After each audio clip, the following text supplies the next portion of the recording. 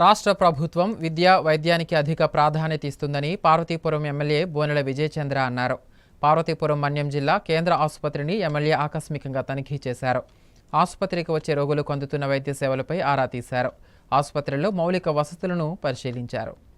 పార్వతీపురం జిల్లా కేంద్ర ఆసుపత్రిని ఎమ్మెల్యే విజయచంద్ర ఆకస్మికంగా తనిఖీ చేశారు. వైద్యులు, సిబ్బంది హాజరు పరిస్థితిని పరిశీలించారు. ఆసుపత్రి మొత్తం కలియతిరుగుతూ ఏ సమస్యలు ఉన్నాయో గుర్తించారు. ఆసుపత్రికి వస్తున్న రోగులు, వారికి అందుతున్న సేవలపై ఆరా తీశారు. ఆసుపత్రిలో శానిటేషన్ పనిపై ఎమ్మెల్యే అసంతృప్తి వ్యక్తం చేశారు. నిత్యం రోగులు ఉండే ఆసుపత్రిలో పరిశుభ్రతకు అధిక ప్రాధాన్యత ఇవ్వాలని సూచించారు. రక్తనిధి కేంద్రం, సిటీ స్కాన్, ఎక్స్రే, డయాలసిస్, వ్యాధి నిర్ధారణ పరీక్షలు చేసే ల్యాబ్లను ఆయన పరిశీలించారు. వాటి కాల పరిమితి, రక్త సేకరణ తదితర అంశాలపై ఆరా తీశారు. ఈ సందర్భంగా ఎమ్మెల్యే మాట్లాడుతూ, జిల్లా ఆసుపత్రిగా మారినప్పటికీ అందుకు తగ్గ మౌలిక సౌకర్యాలు లేవని, వాటిని సమకూర్చేందుకు తన వంతు కృషి చేస్తానన్నారు. గత ప్రభుత్వం ఆసుపత్రిలో సేవల విషయంలో అలసత్వం వహించిందని విమర్శించారు. ఇక్కడి నుండి ఒక్క కేసు కూడా విశాఖ, విజయనగరం ప్రాంతాలకు రిఫర్ కాకుండా అన్ని సౌకర్యాలు ఇక్కడే ఉండేలా ఆసుపత్రిలో సౌకర్యాలు కల్పిస్తామన్నారు.